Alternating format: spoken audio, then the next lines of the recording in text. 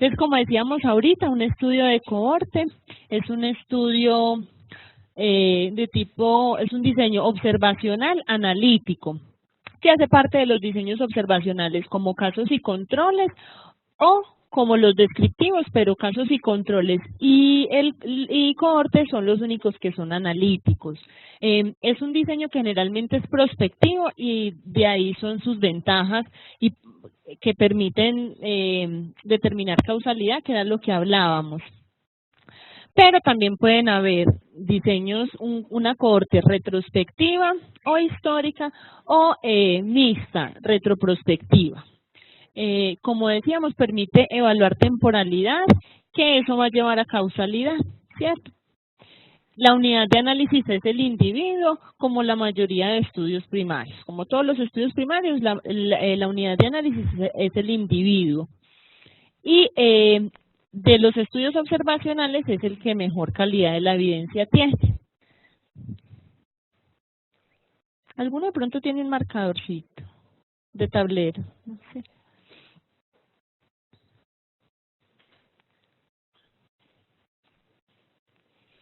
Entonces, como decían ahorita ustedes, lo primero es que partimos de una exposición o de un sujeto sano que creemos que puede estar expuesto a algún factor y lo vamos a seguir en el tiempo para evaluar el desarrollo de un desenlace, ya sea una enfermedad, un síntoma, la muerte, ¿sí? Muy bien. Y la exposición es muy importante que ocurra antes de presentar el desenlace. Ah, sí, es como rarito. Entonces, la exposición debe ocurrir antes de presentarse el desenlace, ¿cierto? Entonces, no, eso era para contarles simplemente que acá está la cohorte,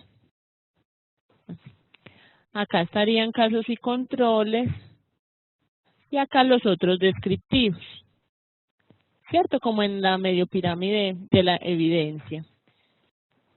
Obviamente aquí en la punta son los ensayos clínicos, ¿cierto? Y acá hay como otra pirámide de los estudios secundarios. Estos son los primarios, que son los que tienen como unidad de análisis el paciente o la persona. Y acá están los metaanálisis y las revisiones sistemáticas y otros más, pero esos son pues como los más importantes. Bueno, entonces eso es una cohorte, ¿cierto? Unos sujetos que están expuestos a un factor de riesgo. Otros que no están expuestos y yo me paro en este punto del tiempo, los voy a seguir hasta que desarrollan una enfermedad o el desenlace que queramos buscar y ya luego se evalúan quiénes desarrollaron de todos los expuestos la enfermedad y quiénes desarrollaron la enfermedad de todos los no expuestos. Ahorita ya vamos a revisar que generalmente lo que buscamos es un riesgo relativo, aunque hay otras medidas, pero es lo que más frecuentemente van a ver, por ejemplo, en los estudios para el club de revistas, es lo que van a ver. Entonces, la característica común es que tengan una exposición a un factor y que no tengan la enfermedad que yo quiero medir, ¿cierto? Porque eso es lo que yo quiero buscar. Entonces, cuando uno va a pensar el diseño, tiene que mirar, pues tiene que evaluar muy bien qué desenlace es el que yo quiero medir para mirar que el que estoy entrando ya no tenga el desenlace, que no esté empezando una enfermedad que sea asintomática por un tiempo, ¿cierto? Que esté claro que el desenlace va a ser después de la exposición. Entonces, el objetivo es determinar si la incidencia de un evento se relaciona con una exposición particular. Como ya les dije, lo ideal es que todo lo hiciéramos con ensayos clínicos, ¿cierto? Pero eso pues no es posible por muchas razones. Entre esas hay varias que éticamente son muy difíciles o por costos son muy difíciles, por lo que yo les decía en la otra vez que un ensayo clínico tiene que tener una póliza, tiene que tener una justificación demasiado clara, porque yo soy el que pues el investigador es el que está determinando, poniendo o eligiendo la intervención que va a tener el paciente. Acá es observacional porque yo simplemente voy a mirar, ¿cierto? Entonces, ¿cuáles son las ventajas de un estudio de cohorte? Perdón. Entonces, que permite evaluar pronóstico, porque lo estoy mirando el desenlace a lo largo del tiempo. Permite establecer hipótesis de causalidad, que ya lo habíamos dicho, estimar la incidencia de una enfermedad, cuantificar el riesgo, realmente el riesgo relativo, y de los observacionales son los estudios que son menos susceptibles a sesgos y se hacen bien hechos. Y permite estudiar el efecto de una exposición en varias enfermedades.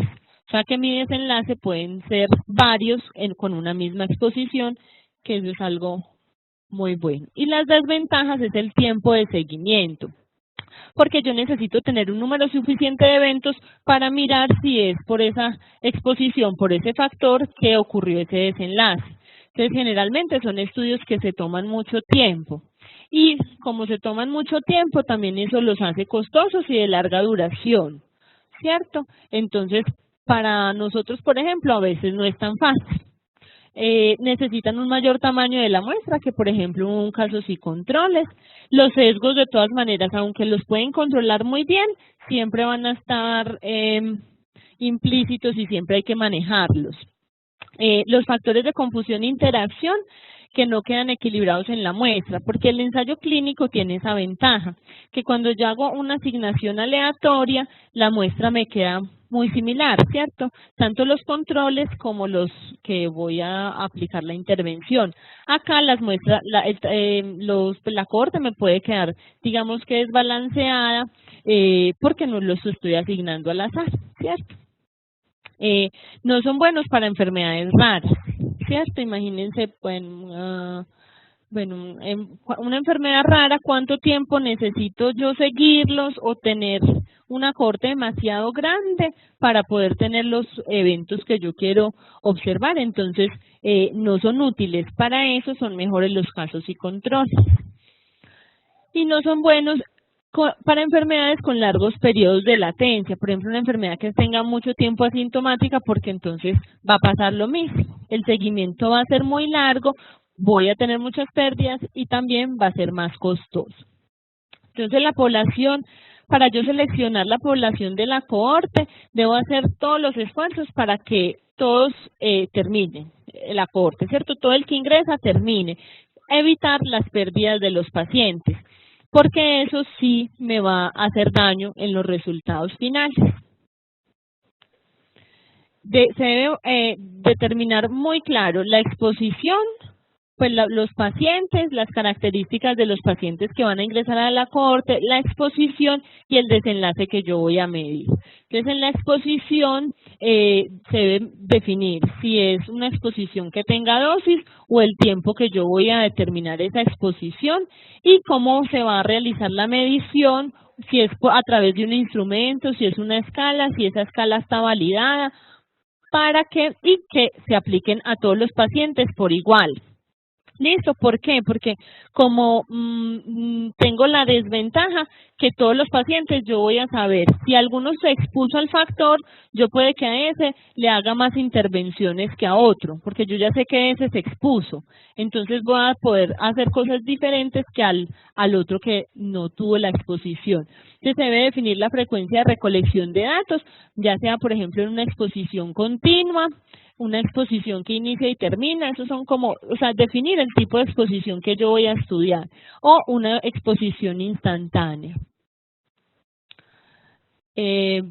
Bueno, hay limitaciones que son debidas a las características de los pacientes. Por ejemplo, una encuesta y yo le quiero preguntar al paciente hace 10 años si le había dolor de cabeza, bueno, algún síntoma hace 10 años, pues el paciente probablemente no se va a acordar. Entonces yo tengo que jugar con esa limitación en la memoria del paciente. Entonces, si para mí es muy importante ese recuerdo, tengo que hallar la manera de que el paciente recuerde una exposición que no sea muy lejos, que sea temporalmente lo más cerca al inicio del estudio. A veces los pacientes tienden a sobrereportar las cosas que son buenas y a no reportar lo que es malo. Entonces, por ejemplo, un estudio de consumo de sustancias psicoactivas, pues lo más seguro es que no cuenten lo que de verdad consumen, ¿cierto? Porque uno tiende a contar menos en esas exposiciones o el ejercicio, decir que hace más ejercicio de lo que hace. Entonces hay que mirar, o sea, hay que hallar la forma para que esa exposición quede bien medida, ¿cierto?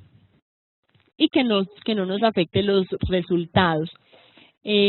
A corto plazo hay variabilidad en las características biológicas, entonces también yo tengo que tener muy claro cuándo voy a empezar a medir la exposición, si la voy a empezar a medir al inicio, si voy a medir cada mes con hemograma a ver si le da anemia, o si cada 2 meses, y cada 6 meses, ¿cierto? Porque si yo hago una medición buscando anemia cada 6 meses, a los 6 meses puede que sí me la encuentre, pero no sé si fue al primer mes del mes anterior o si fue el quinto mes que había tenido la anemia. Entonces hay que definir muy bien cuándo la voy a medir. Y el efecto de los resultados sobre la medida de la exposición. Por ejemplo, si hay una enfermedad que de inicio asintomática, ¿cómo voy a, si voy a utilizar un examen para mirar si está empezando esa enfermedad o cómo la voy a medir? Y bueno, para los desenlaces, entonces hay varios tipos de desenlaces. Único es, por ejemplo, mortalidad, se murió sí o no, ¿sí?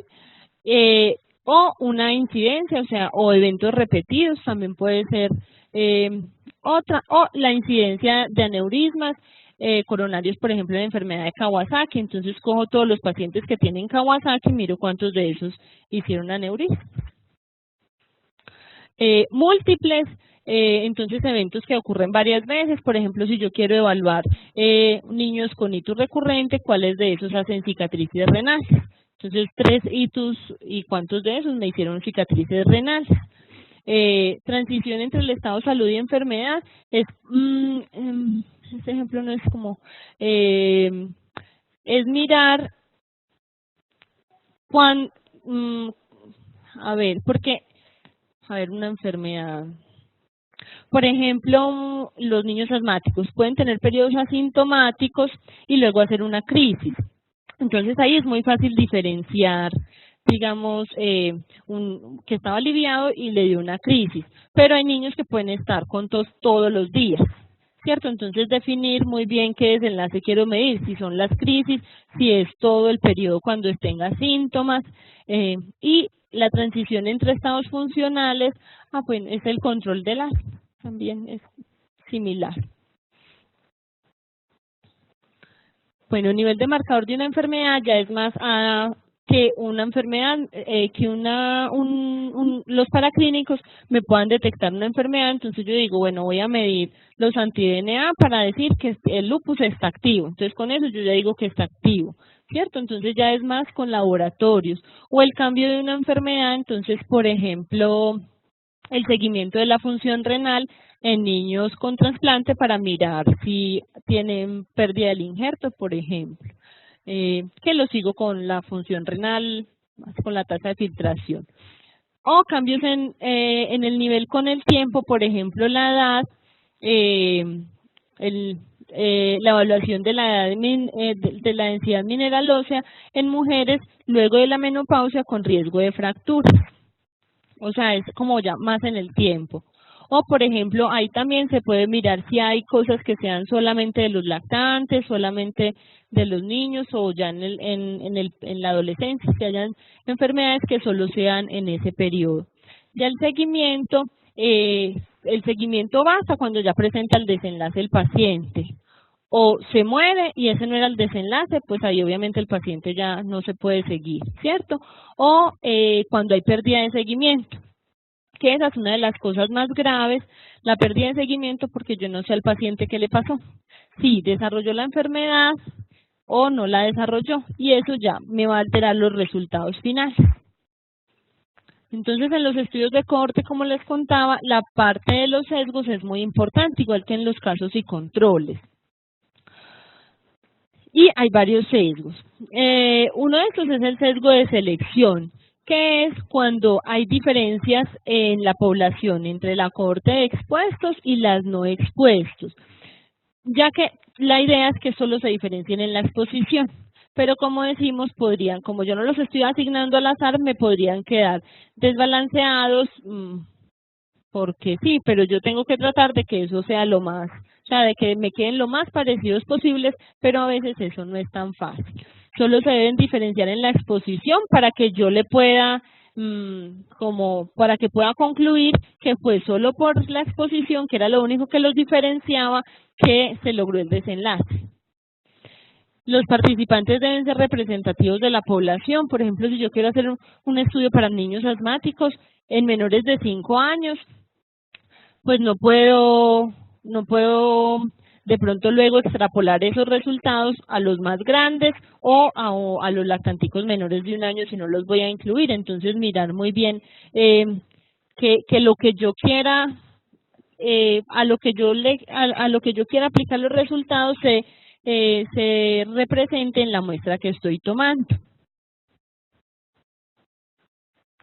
Entonces, bueno, ahí que hay el ejemplo más frecuente es cuando hay voluntarios sanos, eso pues sobre todo en Estados Unidos que pasa mucho, que hay voluntarios sanos y se meten a todos los estudios, pero esos voluntarios sanos no son lo que representan lo normal de la población, o son gente que tiene unas condiciones diferentes, ya sea porque no tiene dinero y se mete a eso, o son estudiantes que pueden tener unos hábitos diferentes a la otra población para el que yo le voy a medir. Por ejemplo, un paciente hipertenso y él se toma el captopril, pero pues no tiene nada que ver, ¿cierto? El sesgo de información o de clasificación, como lo van a encontrar en algunos sitios, se relaciona con la forma en que se toman los datos a los participantes y se clasifica de forma errada en cuanto a la exposición. Por eso es que es tan importante definir la exposición, porque acá se nos puede entrar a la cohorte de no expuestos, uno que sí estaba expuesto y me quedó mal clasificado porque no fui de pronto muy detallado en cómo iba a clasificar la exposición.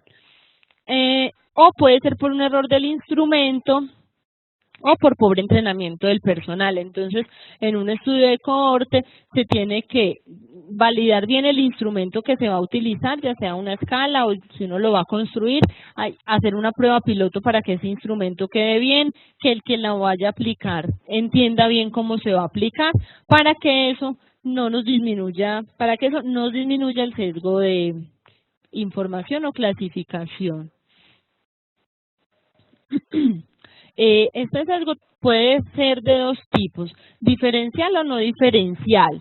Por ejemplo, si yo estoy haciendo un estudio para definir para determinar la incidencia de los niños con obesidad de todo Medellín, y uso una pesa y esa pesa estaba mala, o sea, la pesa tiene 1 kilo de más, pero uso la misma pesa para todos los niños. O sea que ahí sería un sesgo de información no diferencial porque todos me van a quedar mal pesados. Pero si utilizo esa pesa que está mala para un grupo y otra de otro sitio, por ejemplo, o un estudio en 2 instituciones, la de un grupo está bien calibrada y la de otro no, ahí me puede dar un sesgo diferencial. Y este sesgo puede influir en los resultados de forma impredecible, o sea que puede sobreestimar, subestimar o irse hacia la nulidad.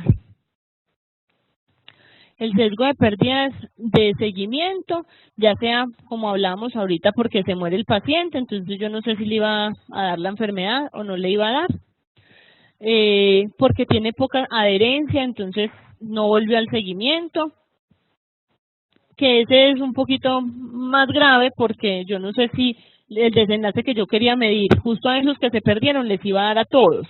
Entonces mis resultados no son reales. Esto es importante cuando la pérdida es diferencial también entre los expuestos y los no expuestos en cuanto al desenlace. Porque si les da a todos los que se perdieron de los que estaban expuestos el desenlace y yo no los conté, ya los resultados no son reales, ¿cierto? Entonces sí es más delicado. Y hay pérdidas del seguimiento que pueden ser debidas a la exposición, esas sí las tiene que contar uno. Por ejemplo, es que yo estoy estudiando algún medicamento y ese medicamento tiene eventos adversos, pues yo ese paciente pues no lo tengo que sacar, pero por la exposición. Y se debe tener en cuenta que el tiempo de seguimiento sea adecuado para ver el desenlace. Por ejemplo, Por ejemplo, que voy a hacer un estudio de pacientes obesos para mirar esos obesos menores de 5 años, ¿qué les pasa a los 30? Pues ahí me tengo que ir de 5 a 30, 25 años. ¿Qué? Sí, ¿cierto? 25 años, ¿cierto? Entonces tengo que mirar, pues, que ese estudio es un estudio largo, pero si yo voy a estudiar niños con asma, a ver cuántos hacen crisis en un año, con un año está bien. O sea, tengo que tener en cuenta ese tiempo de seguimiento para lo que yo quiera mirar, es depende del desenlace. Y el sesgo del observador es cuando el investigador evalúa con más detalle los pacientes que están en el grupo de exposición, porque como les digo, no están cegados, o sea, yo como investigador yo sé que este tuvo la exposición y que este no, entonces a este le puedo hacer más exámenes, le puedo cambiar más, o le puedo dar un tratamiento mejor que a este otro que yo creo que no, entonces eso puede alterar la presencia del desenlace y podría sobreestimarse o subestimarse el riesgo. En la corte, en los casos y controles, si tienen alguna duda me van diciendo, aunque sí los veo cansados. Bueno, entonces, las variables entonces, en casos y controles y en cohorte, hay dos cosas muy importantes que son la confusión y la interacción o las variables modificadoras del efecto. La confusión es que me puede dar una conclusión falsa, ¿cierto? Por otra variable, entonces, por ejemplo,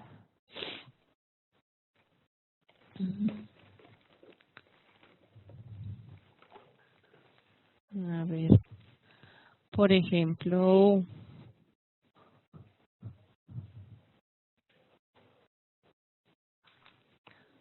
por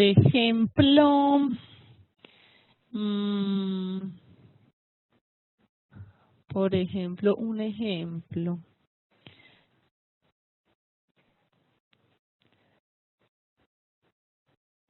Yo quiero evaluar niños con ictus si desarrollan cicatrices.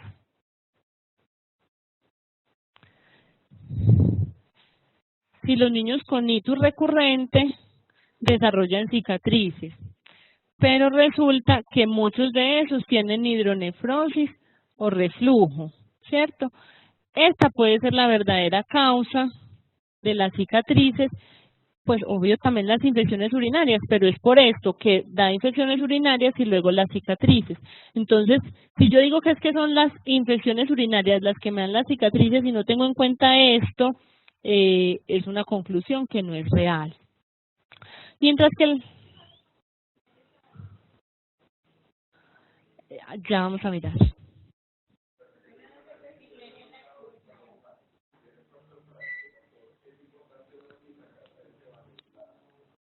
Entonces, lo importante es que uno sabe por la parte clínica, por la revisión de la literatura, uno ya debe tener una idea cuáles son las variables de confusión para el estudio de uno y de interacción o modificadores del efecto. Uno tiene que tener una idea. Si uno no sabe, pero en general uno sí sabe. En general uno ya las prevé y las debe controlar. Entonces se pueden controlar por medio de análisis estadísticos, que son análisis estratificado y análisis multivariable. O sea, ya son pruebas estadísticas.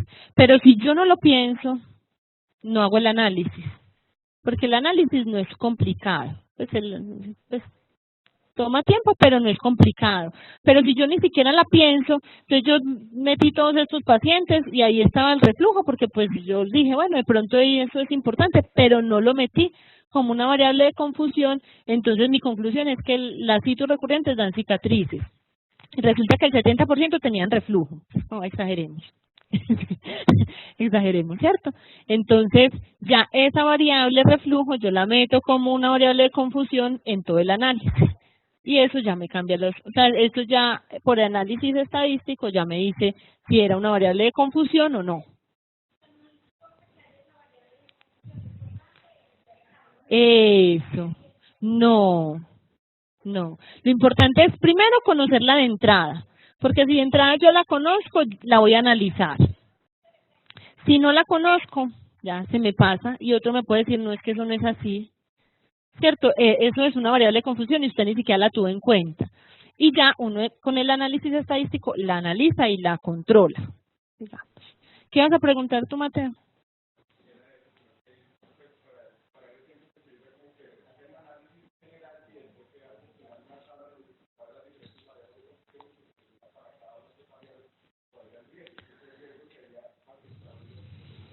Generalmente las se debe entrar de una, pues como al principio de todo el análisis. Ah, sí, sí, eso, sí. Sí, es verdad. Y ya las modificadoras del efecto son variables que puede que hacen que ese riesgo me cambie o en magnitud o en dirección. Por ejemplo, que las infecciones urinarias me dé que sea un riesgo relativo de 1.5 para cicatrices, o sea que me aumenta el 50% el riesgo de tener cicatrices renales, ¿cierto? Pero resulta que tenía una variable modificadora, pero es que en este ejemplo no.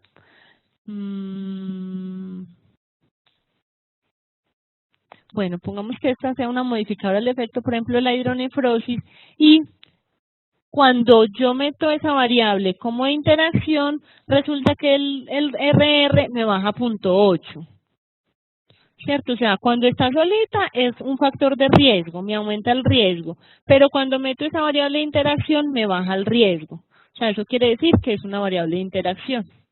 ¿Listo? O sea, simplemente para que sepan, no se me enreden con eso. Entonces, a ver, pensemos otro ejemplo. Este sí lo entendiste, sí. Ese sí. A ver, pensemos otro ejemplo. Eh, Otro ejemplo más sencillo. Eh, por ejemplo,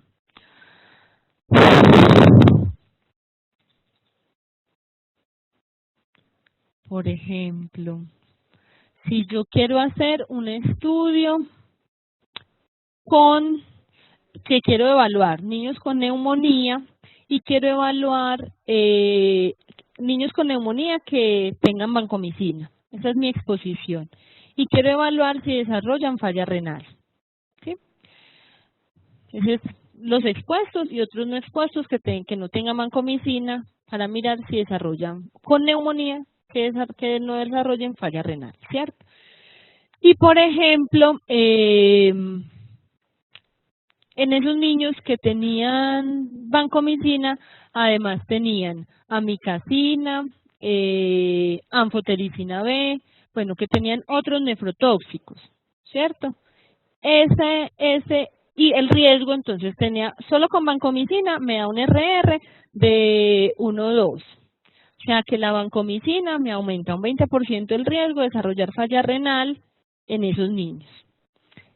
Pero cuando yo meto todos esos otros medicamentos que son nefrotóxicos al análisis multivariado, o sea, aquí solo analicé esas dos variables y me da 1,2. Cuando meto todas las variables, los otros nefrotóxicos, ese riesgo se me aumenta. ¿Sí? Por ejemplo, 1.5. Eso es una variable de interacción, porque me está haciendo que me modifique esa magnitud de ese desenlace que yo estoy mirando. Sí, o sea, son variables que me modifican el desenlace que yo estoy mirando y el riesgo relativo que yo estoy analizando, que yo las debo tener en cuenta desde el principio, que eso lo sé simplemente con la revisión que uno haga muy bien de la literatura, ¿cierto? Eso lo pues en cada estudio uno sabe que esta variable puede ser confusora, que puede hacer que los resultados que me den no son reales, o que antes me apoye más esos resultados, porque las variables modificadoras del efecto antes me dan más información, ¿cierto? Entonces yo digo, no es que no es solo la vancomicina, sino que es que el riesgo aumenta cuando tiene estos y estos y estos. ¿Sí? O sea, es más rica, hay más análisis, pues como más fuerte ese análisis. Sí, o sea, cuando me cambia la magnitud o la dirección, sino que hay unas interacciones que son un poquito más enredaditas, cuando yo la analizo solita me puede aumentar el riesgo. Pero si yo la analizo con las otras, por ejemplo, digamos, si yo la analizo con las otras variables, digamos que a ese mismo paciente le puse más líquidos que a los otros, porque estaba más grave, porque tenía vancomicina y estaba más grave que el otro que no tenía vancomicina, ¿cierto? Entonces le puse más líquidos. Entonces puede que la falla renal se me baje. No porque no haya sido la vancomicina, sino por otra razón que me explique eso. ¿Sí, más o menos?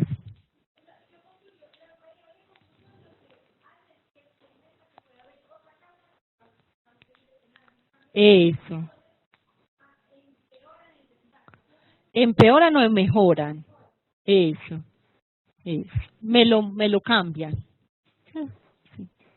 Es más o menos así, muy bien.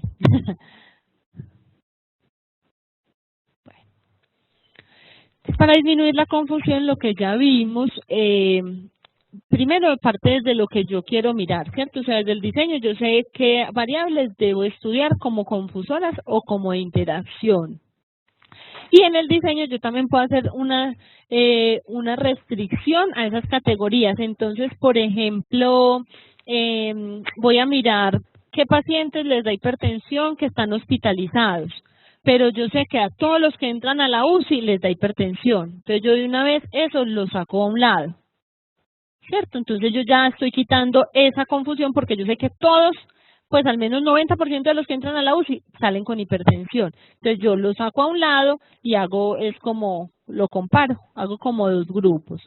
O emparejamiento, que es cuando yo tengo un paciente no expuesto y uno expuesto y los emparejo por las mismas características, por ejemplo en edad, sexo, dependiendo pues de lo que yo estaba buscando del desenlace, para que me queden lo más similares posibles, ¿cierto? Para que no se me metan otras variables diferentes, por ejemplo ahí yo diría, entonces no va a meter esos que tienen anfotericina ni otros nefrotóxicos, sino solo el que tiene vancomicina, para que esos otros no me alteren el desenlace. Y ya en el análisis, lo que les decía, hacer un análisis multivariado, un análisis estratificado, pero cuando yo ya sé que es confusora, porque si yo ni siquiera lo pienso desde el principio, ya empezamos mal, ya nos queda mal todo el análisis porque no la voy a analizar como confusora. Entonces, en las cohortes hay varias medidas del efecto. La que más se utiliza y la que van a ver probablemente en los artículos para el club de revista es el riesgo relativo, que me imagino que ya lo han visto ustedes también en lo que han leído, en lo que llevan, ¿cierto? Hay medidas de incidencia como el riesgo en expuestos y el riesgo en no expuestos, que ya la vemos para que sea más fácil. La densidad de incidencia, la densidad de incidencia, que es la tasa de incidencia en expuestos y la tasa de incidencia en no expuestos. Y las medidas de asociación, que la más frecuente es el riesgo relativo, pero también pueden encontrar reducción relativa del riesgo y absoluta del riesgo. Entonces, en los estudios de cohorte, generalmente tenemos la tablita de 2×2, donde están los expuestos y no expuestos, y los enfermos con el desenlace positivo y sin el desenlace, o enfermo o no enfermo. Entonces, la incidencia en expuestos sería los que están enfermos que estuvieron expuestos sobre el total de los expuestos. Y la incidencia en no expuestos, los que están enfermos en los no expuestos sobre el total de los no expuestos. No. Esta.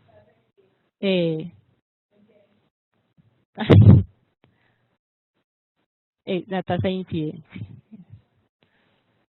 Y el riesgo relativo es el cociente entre esas tasas, que acá lo vemos, ¿cierto? Expuestos sobre el total de expuestos, pues enfermos en expuestos sobre el total, enfermos en expuestos sobre el total. O sea, es dividir estas dos.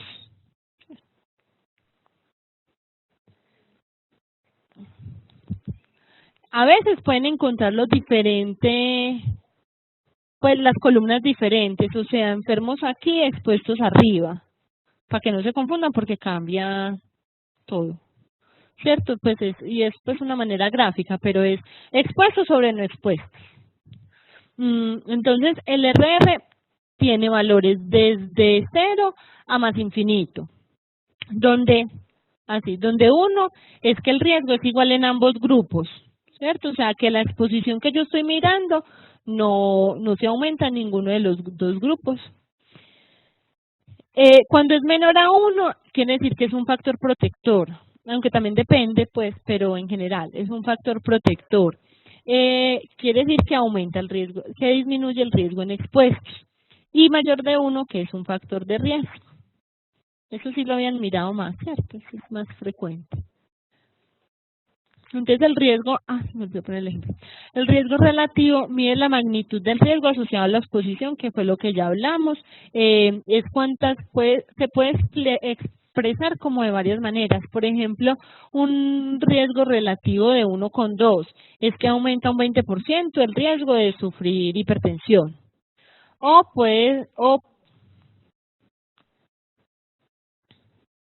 de 1,2. Entonces, uno sí, generalmente lo ponen en porcentaje hasta cuando es el 2.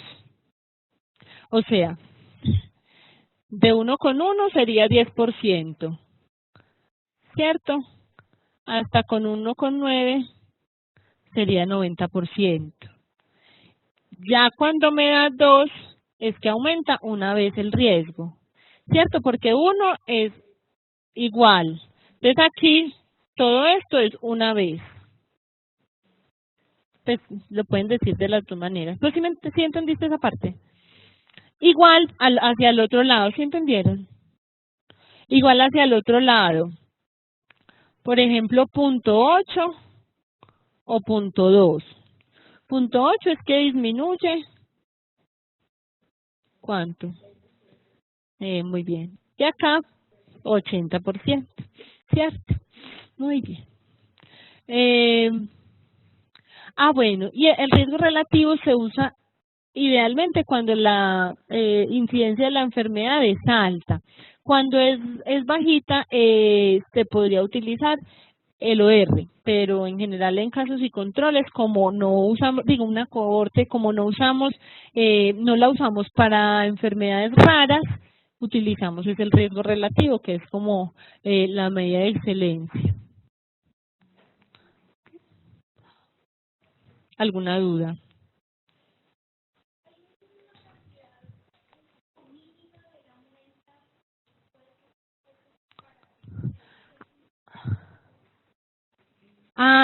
Pues el tamaño de muestra sí depende de la incidencia de la enfermedad, de la diferencia que quieras buscar entre los expuestos y no expuestos. Pero sí hay que hacer un cálculo de tamaño de muestra, sí. Pero con todos esos datos, la prevalencia de la enfermedad o la incidencia, pues depende de lo que quieras mirar. Y la diferencia que quieres encontrar, por ejemplo, es que quieres encontrar una diferencia en el riesgo relativo de 0,2. O sea, de un 20% entre los dos grupos o de un 50%. Depende de lo que quieras mirar, se calcularía el tamaño de la muestra. Pero con esos puntos.